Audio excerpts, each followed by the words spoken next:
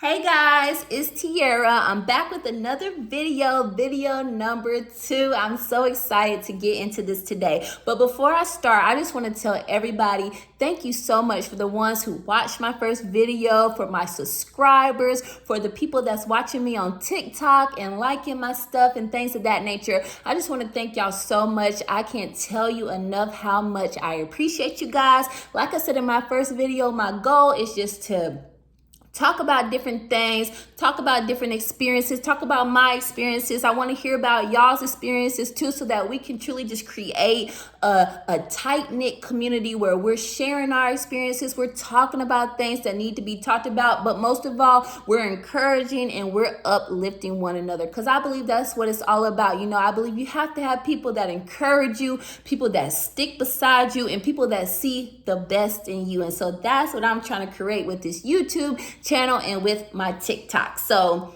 thank y'all again so much for all your support. It truly means the world to me. I can't even express it enough. But let's get into this video number 2. So what I'm going to talk about today is 3 things that I wish I could have told my teenage self. You know, when I was a teenager, I was a bit wild, I was a bit stubborn, I was a bit hard-headed. You know, my mom and my auntie and my family members, they would try to tell me the right things to do and stuff like that. But I think when you're a teenager, you're growing and you're developing, and sometimes you just think you know it all. And in my case, that's what I thought. I thought that I truly knew it all. But you know, as I got older, as I went through life, I realized that a lot of things that they said were true, and I also realized that I didn't know much at all. So I went through a lot of making a lot of mistakes, a lot of pain that I brought on myself. But you know, I learned a lot through that process. So if I could go back to being a teenager, these are like 3 things that I would tell myself that I really feel like would shape my life. So all the teenagers out there, even if you're not a teenager, if you listen to this, I truly believe that you can just take it in your own life and make the necessary adjustments and changes and get a new perspective about things that could also help you as well. It's not just for teenagers, but I do think like our teenagers and our young adults and even younger kids, younger than teenagers, I believe they are our future, because they are. And so we have to instill in them some really great things. We have to instill in them positive things to help them on their journey and support them as they grow up, so that they will be great people, they will be great citizens of the world, and they will make a positive impact and a meaningful impact in the world. So let's get into the video. So number 1 is find a skill that you love and work to possess or develop that skill. So there's so many skills in the world that you can learn. And I think like as you're a teenager, you have to look back over your childhood. You have to look back over like your developed stages and see like, what did you like to do? Did you like to work with animals? Did you like to work with other kids? Do you like to teach people things? Do you like to work on cars? What are you interested in? Do you like computers and working in like a tech field or something like that? Because usually what you love to do at a young age is probably something that you could develop a skill in to help you on your journey to success or to accomplish your goals and things of that nature. Now, not all the time, that's not always the case, but most of the time, those are things that you like to do when you look back over your life. Like I've always loved to talk to people, to encourage them, to help them. Now, I used to be shy when I was younger, but I'm talking about like during my teenage years and things like that. I would always like to like counsel people and just like talk to them and just help them and things of that nature. I didn't know that it was going to turn into being a speaker, but that's how it turned in, because before in school, I never liked to get up in front of people. You know, I was very shy, but it's just like as I developed in my life, just got speaking in front of people and getting them in front of people and just talking to them and encouraging them. It's just something that I just love to do. So I know that that's, what I'm working towards to develop that skill. But I think if you find a skill that you love and you develop that skill and that you get a job or a career career that has to do with what you love to do, I think that would really help you. Now, you could get a certificate, go to a tech school or something like that to get a certificate for whatever it is that you like to do. If what you like to do is in those programs. If you needed to go to college for however many years, you could do that for whatever you like to do or whatever you're interested in. If you had a business that you could develop or create, because college isn't for everybody. Now, I would encourage you to graduate high school. I think we all need a high school diploma, but college isn't for everybody. Now, there's no wrong or right answer. Developing a business or going to college, there's no wrong or right way, but you definitely should have a skill, find a skill that you love to do, and then start developing and working towards that skill so that you can have a career in that. Because I believe if you find something that you love to do, and like I said in the last video, if it makes a positive impact in the world, then that is your purpose. It's not just for you to get all the money and success, but it's for you to be successful so that you can help other people or so that you can solve a problem in the world. Because if you find a skill where you can solve a problem, where you can meet a need, I promise you, you will always make money. You will always be successful. So during your teenage years, you should think about the things that you like to do, and that's going to bring positive results. So the things that you like to do, and just see how you can develop that skill. See how you can get a degree or a certificate or a business in that skill, and then learn to develop it. Because if you get a skill, if you get a degree, if you get a business, nobody can take that away from you. The skills that you learn, and you're continuing to learn that field, you're continuing to grow in that field, nobody can take that away from you. And like I said before, if it meets a need, if it solves a problem, you will always be successful because there will always be a need for that field. There will always be a need for your skill. So if you find a skill at a young age and you say, this is what I really love to do. Some kids, at an early age, they know what they want to do. And other kids, they don't know. So they have to just kind of navigate through life. And sometimes it's scary. Sometimes it's confusing. But if you continue to just be aware of yourself and what you like to do and what you don't like to do, then eventually you will find out what you want to do. I remember I talked to this lady one time, and she's a teacher, and she said, teaching, they don't make a lot of money, but also I know that teaching is a very challenging, but it's also a very rewarding job. But she said, even though I don't make a lot of money, and I feel like teachers should make a lot of money because they do so much. They really care for the kids. They really develop kids and things of that nature. But she said, I love what I do so much.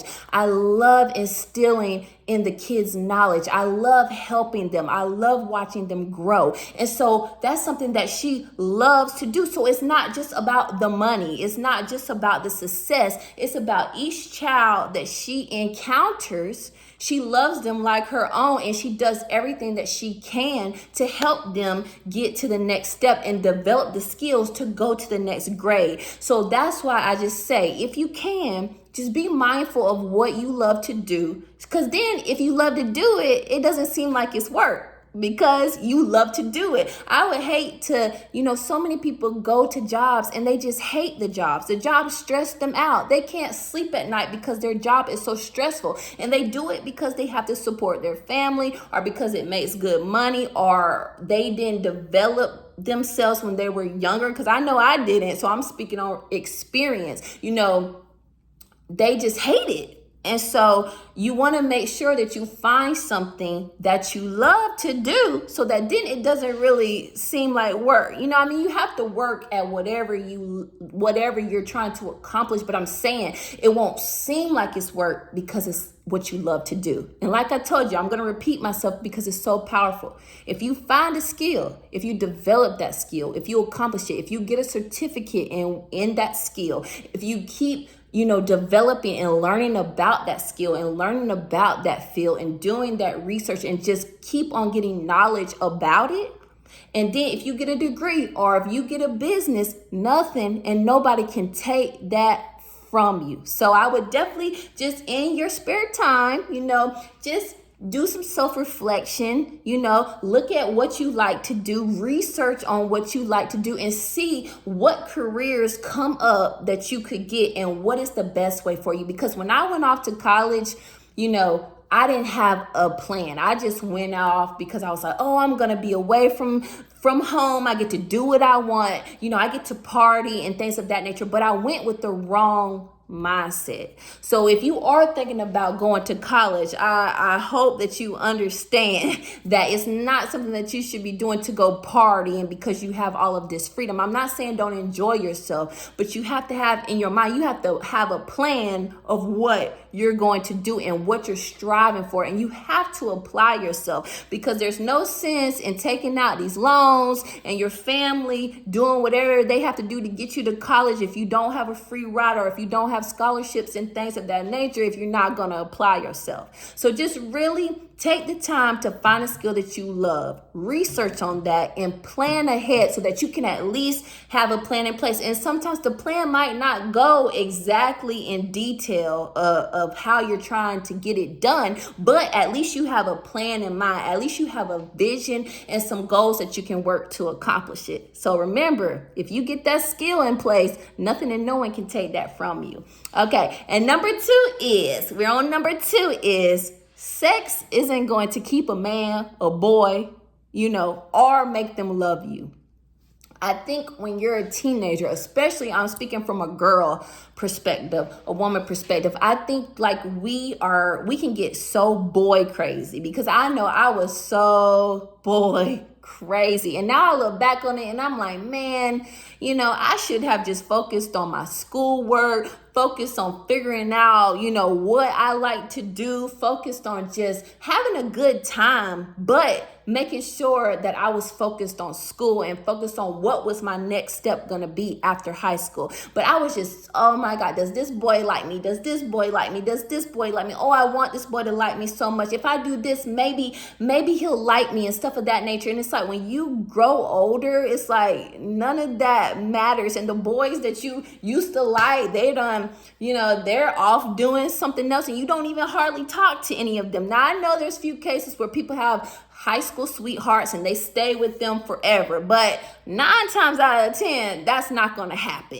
Sometimes it does, and that's great and that's wonderful, and that's a true love story that happens in high school. But I think as girls, we really got to stop focus on if a boy likes us or not, and then thinking that us giving our bodies up is going to make them love us. Because let me tell you, sex will get a man. It'll get his attention, but it's not going to keep him.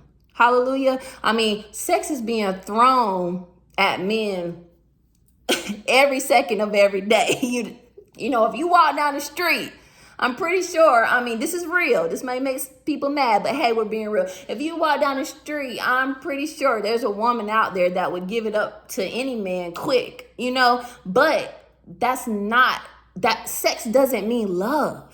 And that's what I had to understand. And I wish that when I was younger, when I was a teenager, I wish I would have not focused so much on boys. I wish I would have kept my virginity as long as possible. I really wish I would have waited until I got married, to be honest, because that's like a girl's most precious thing is her virginity. And when you give it up, it's like you give a part of yourself away. And then you have to deal with so many emotions, so many spirits. If we're getting spiritual, so many spirits. And then half of the time, once you give it up, the boy moves on to someone else anyway. So, and these are things that I wish I knew. Now, my mom told me this, she definitely told me the right things to do, but I was just so focused on what I wanted to do, and I wanted attention, and I wanted love so bad, and I thought by giving my good stuff up that I would get that attention and I would get that love, but ultimately it left me more broken, and it left me dealing with all these emotions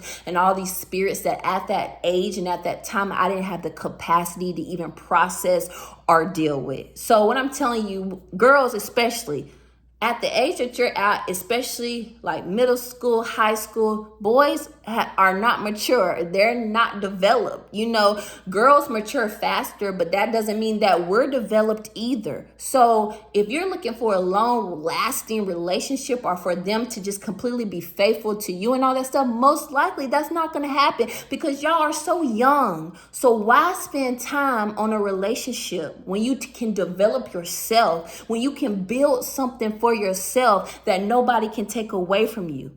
Sex will get a man. It will.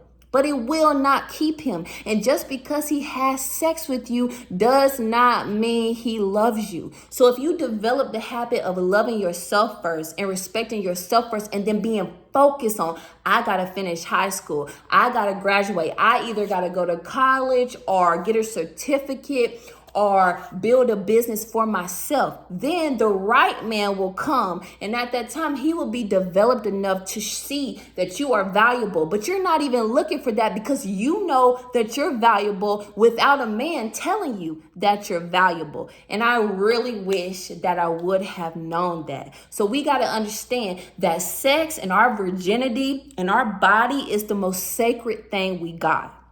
When you give a man or a boy that and he's not your husband, when you give him that, you have given him everything. So he's inserting into you so many things, so many emotions that he's dealing with, so many spirits that he's dealing with. And then the people that he has dealt with before you are now inserted into you too. And then you wonder why all of a sudden you were happy, but now you're depressed. Now you're mad. Now you're this. Now you're that. And then half of the time when they get it, they treat you any kind of way afterwards. So if you know this ahead of time, then you can save yourself a lot of heartache, a lot of trouble. And I understand that we want to be in relationships. I understand that. I mean, a woman or a girl's desire, I think, is to be a wife or to be, to be somebody's woman, most of the time, not all the time, but most of the time. But if we can start just developing ourselves more and working on ourselves first,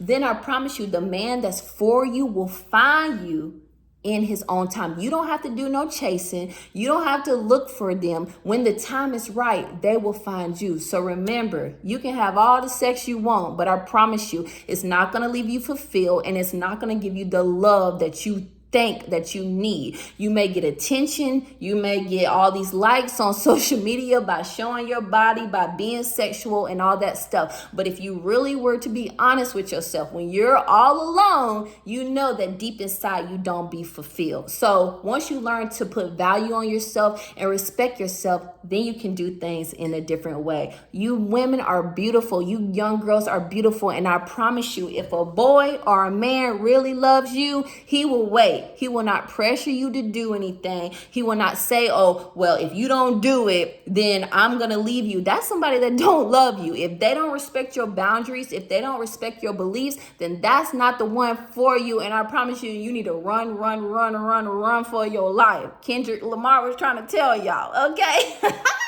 But for real, take heed of that because it's true. And I'm a living witness. I done been through it and I don't want my young girls or even women to this day to do it. Even if you have had a bunch of sex or you've already lost your virginity, even if you're a grown woman, you can start today by holding yourself, by really getting the healing that you need and healing from those traumas and healing from the things that you've done. It's not too late. You can start now and just make better decisions from this day forward. And I'm not saying that it's easy. I'm not going to sit here and say that it's easy. Your body start going crazy. You be wanting somebody to be in the bed with you. You get lonely and all of that stuff. But if you can hold yourself, if you can really be disciplined and learn how to practice discipline, I promise you it will be worth it. And God will send you the one that's for you, who's going to respect you, who's going to love you, who's going to want the best for you and respect every boundary that you got in his own time and in his own way.